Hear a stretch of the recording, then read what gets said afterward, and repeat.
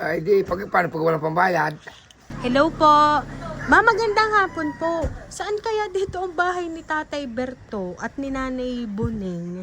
Bakit kaya? Po, ay gawa sir ng ano ho, meron gahong pinapadeliver sa inyong mga bigas. Ay, magaling. May bigas. Ay oho, ay hindi pa naman ho ito bayad sir. Ay di, paano pag walang pambayad?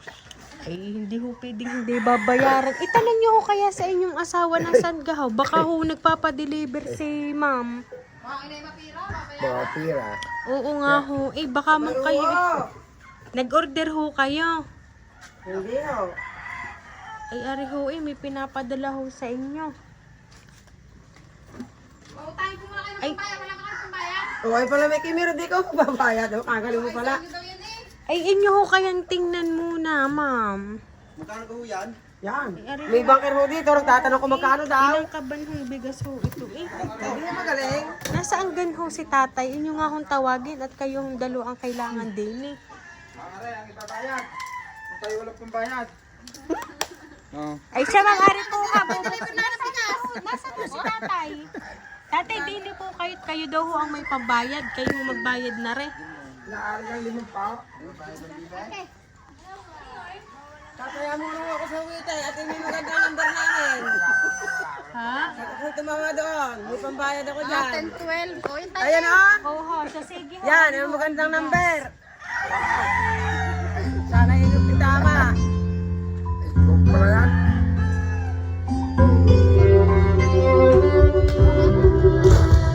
Yan, sinabi mo na dito namin na Ano ba? Inay? Inay?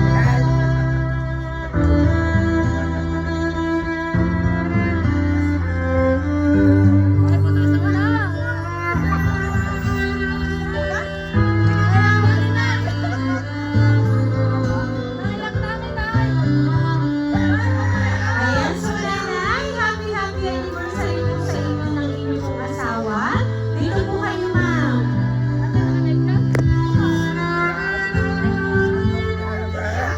Ayan, so sir, happy anniversary po sa inyo. Ito po ang balloons para po sa inyong mag-asawa. Ayan. At syempre po, dahil anniversary po ninyo, kayo po ay makakatanggap ng worth 46,000 pesos. Ayan.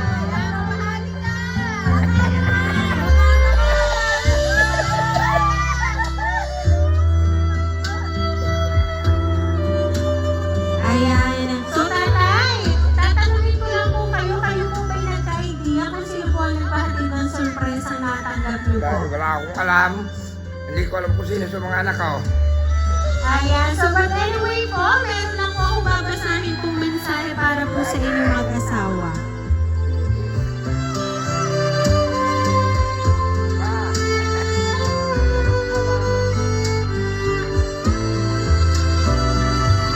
Dear Inay at Tatay, happy 46th anniversary po sa inyo. Sana ay na-surprise namin kayo. Kahit na ang hirap ninyong sorpresahin, kasi sabi nyo na nga ay kilala na ninyo ang boses na nagsusurprise. Unang-una, salamat kasi kayo ang naging magulang namin. Napakabuti ng mga puso nyo. Nakaya nyo kaming itaguyod ng 10 magkakapatid, kahit dati ay sabay-sabay na nag-aaral, pero hindi nyo ipinakita o ipinaramdam sa amin na nahihirapan kayo. Hangang-hanga kami sa inyong katatagan. Alam namin na hindi biro ang magpalaki ng mga anak na magkakaiba ang ugali. Pero hindi kayo sumuko. Kulang na kulang ang salitang salamat para sa inyo. Kaya ngayon, kami naman ang babawi sa inyo. Mag-relax-relax na lang kayo dyan sa bahay. No more sana all na inay at tatay kasi kayo na mismo ang nakakaranas ng dating pinapanood nyo lamang sa Facebook. Inay at tatay, anong pakiramdam ng ma-surprise? Sana masaya kayo ngayong anniversary ninyo. Huwag nyo kaming masyadong isipin at alalahanin kasi ayos naman kami. Pinalaki nyo kaming mabubuting tao at may takot sa Diyos. Kahit may kanya-kanya na kaming pamilya, ang iba ninyong anak, kailangan pa din namin ng magulang na gagabay. Iba pa rin kapag may tatay at inay na nandyan. Kaya ang wish namin kay Lord, bigyan pa kayo ng mahabang panahon upang makasama pa namin kayo ng matagal. Nagsisimula pa lang kaming bumawi sa inyo eh. Inay at tatay, aalagaan ninyo palagi ang inyong mga sarili. Huwag sanang magkakasakit at palaging malakas ang katawan para makasama pa namin kayo kapag nagkaroon na ng sari-sariling pamilya, kaming lahat ng mga anak ninyo. Tatay, huwag na kayong magbabarik at masama na yan sa katawan niyo kasi naedad na. Pero kung hindi talaga maiiwasan, ay tumagay-tagay na lang. Palagi ninyong mamahalin ng inay at huwag aawayin. Ikaw naman inay, bawasan ang kasipagan. Magpahinga din kayo. Huwag na kayong tabas ng tabas dyan sa paligid. Suot ng suot sa gubat at maghahanap ng kahoy. Tapos dadaing kayo na masakit ang inyong kamay. Kapag mainit na, ay dyan na lang kayo sa bahay. Magmarites ay mali pala. Mag-relax at magpahinga na. Basta inay at tatay, maraming salamat sa pagmamahal, sakripisyo at matatag na pagsasama na ipinakita niyo sa amin.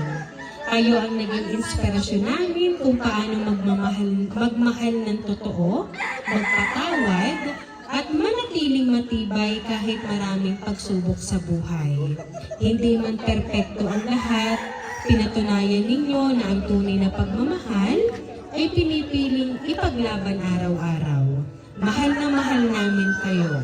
Wala kami sa kinaroroonan namin ngayon kung hindi dahil sa inyo. Kaya deserve ninyo itong regalo namin sa inyo. Ang makita ang inyong mga ngiti, ang kasiyahan namin. Muli, happy anniversary ulit inay at tatay. Nagmamahal ang inyong pamilya.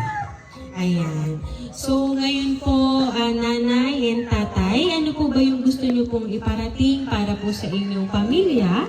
Dahil ngayon po nga 46th anniversary po ninyo, ay sino po ay naghanda ng sorpresa para po sa inyo? Nasabi nga po nila, noon po ay pinapanood nyo lamang yung ganitong surprise. Pero ngayon po, naiparanas na po sa inyo.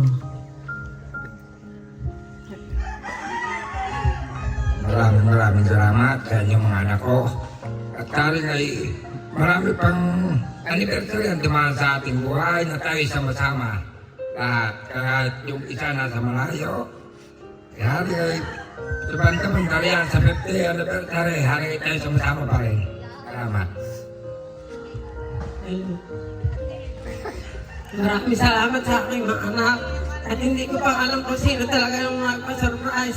Ayun na nga ako yung nagpa-surprise na ng isa kong malaki aking napahalo sa buhay. Sabi ko, niluluko ko ng mga ito. Kaya pala hindi ako binibideo ko. Sabi ko sa kanya, bakit hindi nagbibideo ko kaya yun? Sabi ko, yung pala dadating na lamang ako yung surprise. Napahalo ko talaga sa pwede. Sa pasensya ka na. At sa tuwa ko yung napahalo kong pwede mo. Wala mo at maraming salamat kung sino man nagpa-surprise. Sana ho, pag 50 years namin, ay tayo sama-sama pa, mahagdagan pa tayo. Salamat ho. Ayan. Sabi nga po ng inyo pong mga anak ay kayo daw po ay magmamahalan na lamang. Ano po? Tatay, huwag na daw po kayo magbabawi. At kayo naman yung huwag na kayong kung ano-ano pang ginagawa, kayo daw po ay magmaritisan na lamang. Ano pa? So kaya naman po, once again po, happy anniversary po sa inyo. Ayan, isang isang po sa inyo. Ayan. So kami lang po ay nagpapakilala para po sa inyo. Kami po ang Rain Surprise Delivery all the way from Barangay Calicanto, San Juan, Batangas. At muli po, kayo po ay aming binabati ng isang happy anniversary po.